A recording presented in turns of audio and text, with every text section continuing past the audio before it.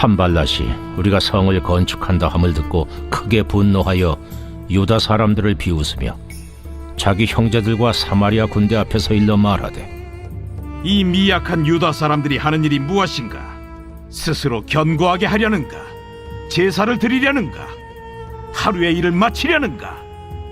불탄 돌을 흙무더기에서 다시 일으키려는가? 하고 암몬 사람 도비아는 곁에 있다가 이르되, 그들이 건축하는 돌 성벽은 여우가 올라가도 곧 무너지리라 하더라. 우리 하나님이여 들으시옵소서. 우리가 업신여김을 당하나이다. 원하건대 그들이 욕하는 것을 자기들의 머리에 돌리사 노략거리가 되어 이방에 사로잡히게 하시고 주 앞에서 그들의 악을 덮어두지 마시며 그들의 죄를 도말하지 마옵소서. 그들이 건축하는 자 앞에서 주를 노하시게 하였음이니이다.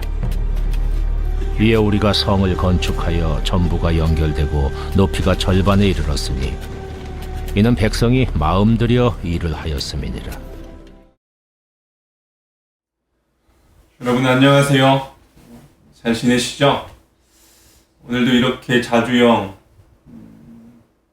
영성 혹은 예배에 나오신 여러분을 주님의 이름으로 진심으로 환영하고 축복합니다. 이 말씀이 여러분들에게 힘이 되고 또 위로가 되길 바라며 하나님의 말씀 함께 나누도록 하겠습니다. 마가복음 4장에는 예수님과 제자들이 배를 타고 가다 광풍을 만난 사건이 기록되어 있습니다. 큰 광풍이 일어나며 물결이 배에 부딪혀 들어와 배에 가득하게 되었더라. 광풍을 만난 제자들은 정신을 차릴 수 없었습니다. 두려웠고 무서웠습니다. 그러니 그들은 주무시고 계신 예수님을 급히 찾아가 흔들어 깨우는 것 말고는 아무것도 할 수 없었습니다. 제자들을 깨우며 이르되, 선생님이여, 우리가 죽게 된 것을 돌보지 아니하시나이까? 두려움에 떠는 제자들을 보신 예수님께서는 이렇게 말씀하십니다. 일어나 바람을 꾸짖으시며 바다더러 이르시되, 잠잠하라, 고요하라 하시니 바람이 그치고 아주 잔잔하여 지더라. 아멘. 제가 나누고 싶은 부분은 이 다음입니다. 바다를 잠잠케 하신 예수님은 겁에 질려있던 제자들에게 이렇게 말씀하십니다. 어찌하여 이렇게 무서워하느냐? 너희가 어찌 믿음이 없느냐? 제자들은 알아야 했습니다. 그리고 제자들은 믿어야 했습니다.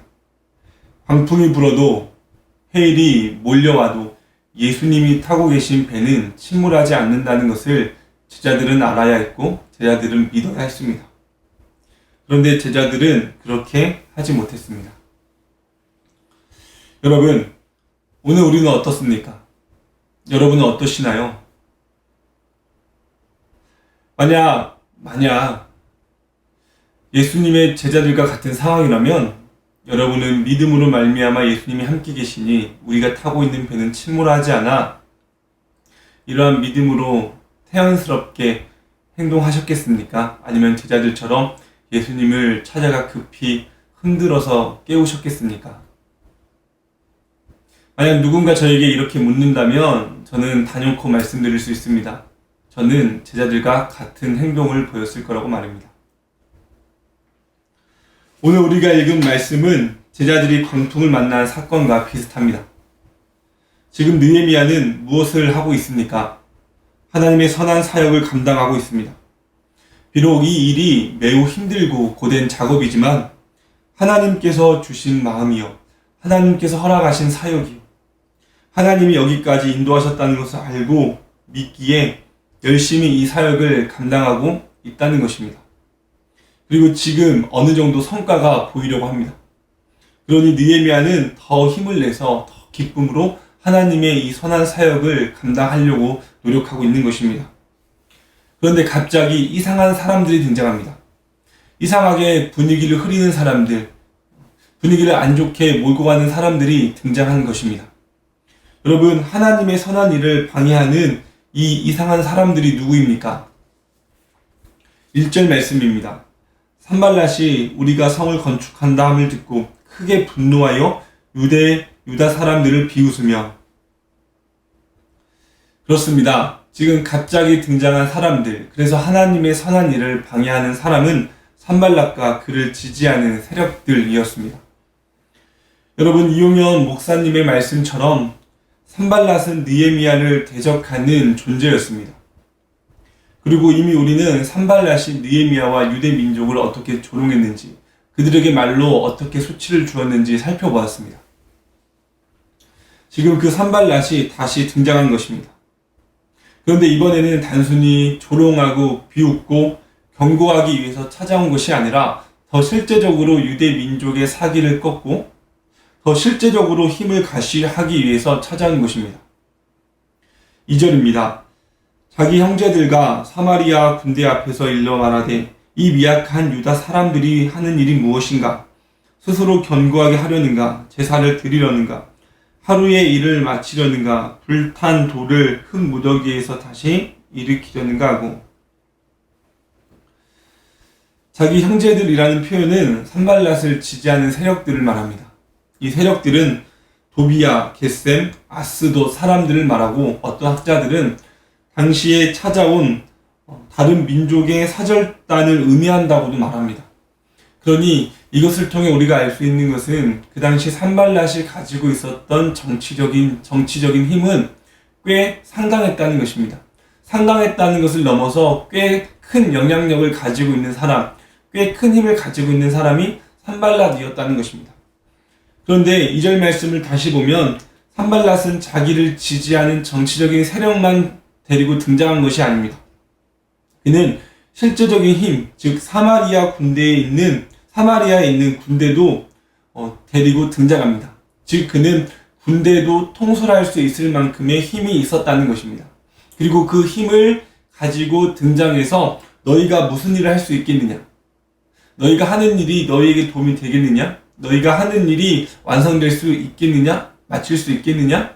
이렇게 조롱하면서 협박하고 있다는 것입니다. 군대를 등에 업고 말입니다.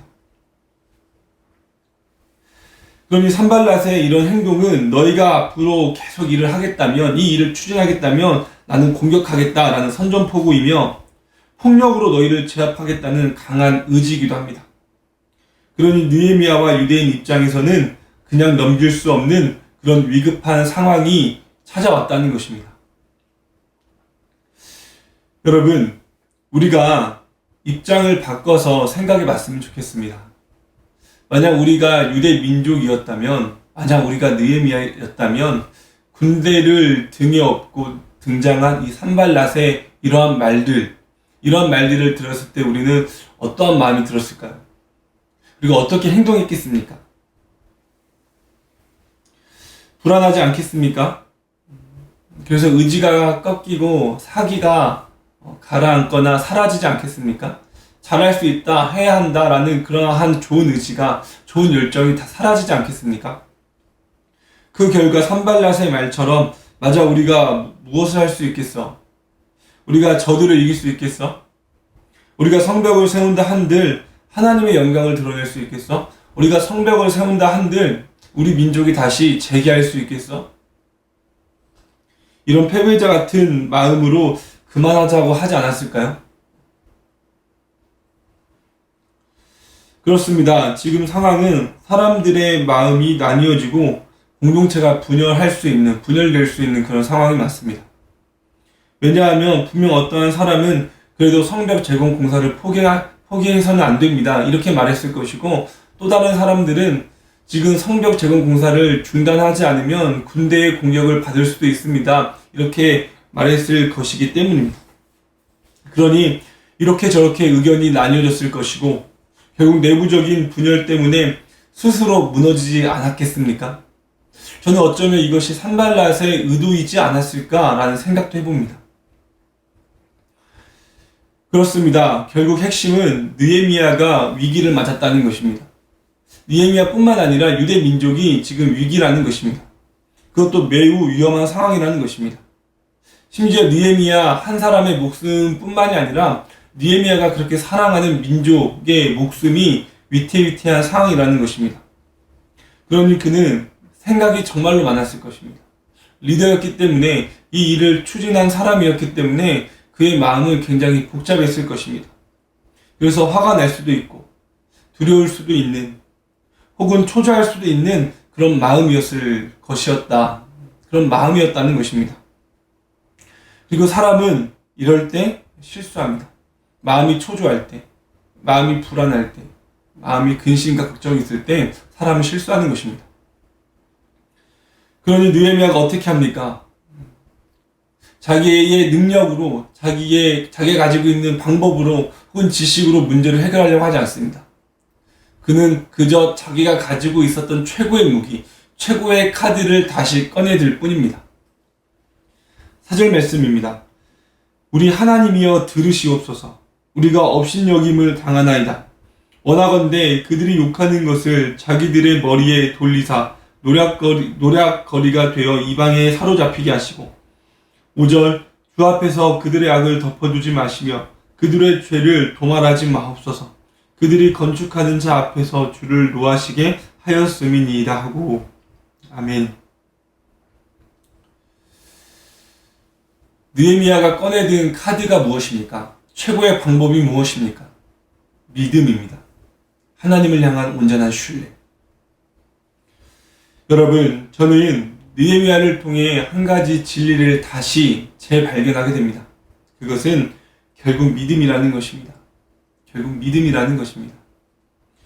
여러분, 성경을 보면, 그리고 기독교 역사 2000년을 보면 뛰어나고 능력이 있고 머리가 좋고 돈이 많고 권력이 있는 사람들이 위기를 극복합니까? 그렇지 않죠. 그렇다면 어떠한 사람들이 위기를 극복해 나갑니까? 믿음의 사람이 위기를 극복합니다. 하나님을 온전히 신뢰하고 하나님을 전적으로 의지하고 충성하는 사람들, 이러한 믿음의 사람들이 위기를 극복해 나간다는 것입니다. 이러한 사람들이 이스라엘의 역사를 이끌었고 이러한 사람들이 교회의 역사를 이끌었다는 것입니다. 대표적으로 아브라함이 그랬고 요셉이 그랬습니다. 여호수아가 그랬고 갈렙이 그랬습니다. 다윗이 그랬고 다니엘이 그랬습니다. 그러니 아브라함은 제단 앞에서 칼을 들었고 다윗은 믿음으로 골리앗 앞에서 물맷돌을 들었습니다. 그리고 지금은 느헤미야가 대적들 앞에서 이 믿음이라는 카드를 꺼내 들었다는 것입니다. 수많은 믿음의 선조들이 그랬던 것처럼 느헤미야도 믿음으로 위기를 극복하려고 한다는 것입니다. 믿음으로만이 이 위기를 극복할 수 있었다. 믿음으로만이 이 위기를 극복해야 한다라는 것입니다. 그것이 바로 4절과 5절입니다. 하나님, 나의 하나님, 우리의 하나님 들으시옵소서. 들어주시옵소서. 하나님 듣고 계시죠? 하나님이 듣고 계시다는 것을 저는 믿습니다.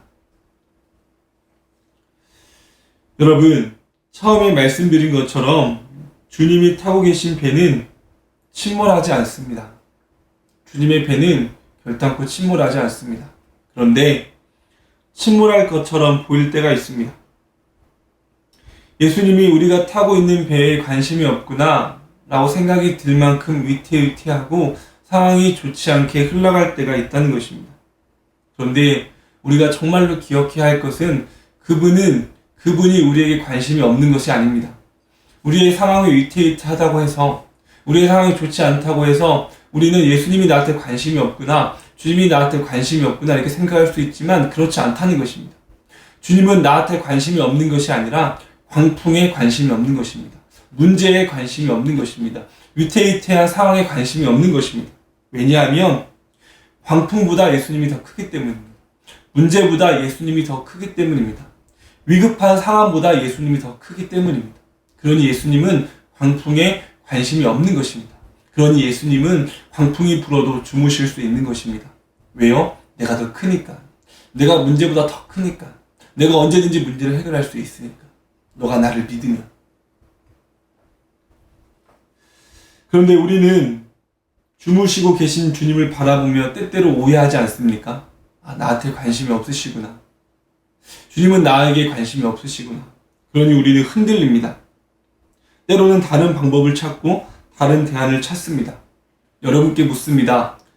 예수님이 아닌 다른 방법, 예수님이 아닌 다른 대안을 찾으면 문제가 해결이 될까요? 여러분, 오늘 우리는 이 말씀을 통해서 그리고 느헤미야를 통해서 나아가 광풍을 만난 예수님의 제자들을 통해서 중요한 사실을 기억해야 합니다. 그것은 주님이 타고 계신 배는 침몰하지 않는구나.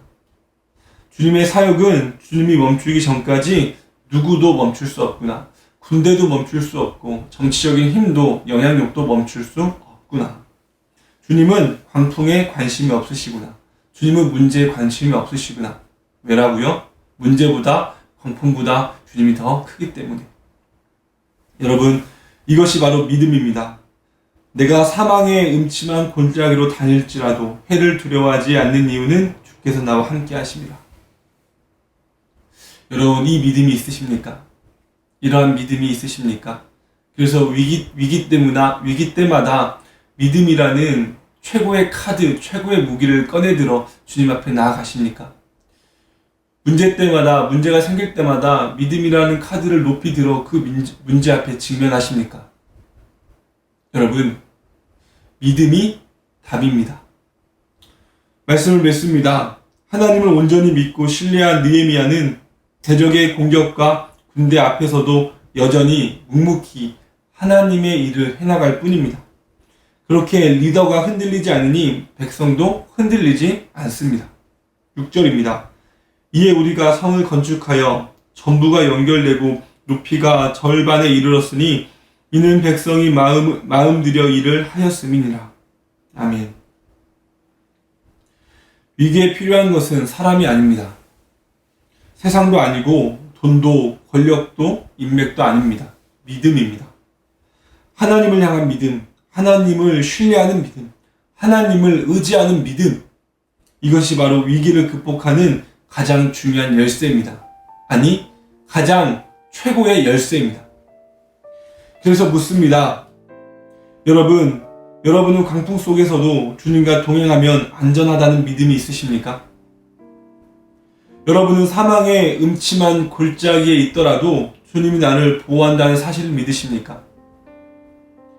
군대가 나를 에워싸도 주님의 강한 손이 나를 보호하기 때문에 내가 안전하다는 믿음이 여러분에게 있으십니까? 만약 이러한 믿음이 있으시다면 다시 일어나 하나님의 일을 다시 시작하십시오.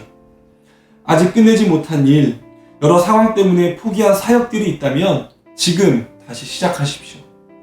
거기에 하나님의 섭리가 있고 은혜가 있고 우리를 향한 계획이 있는 것입니다. 기도하겠습니다.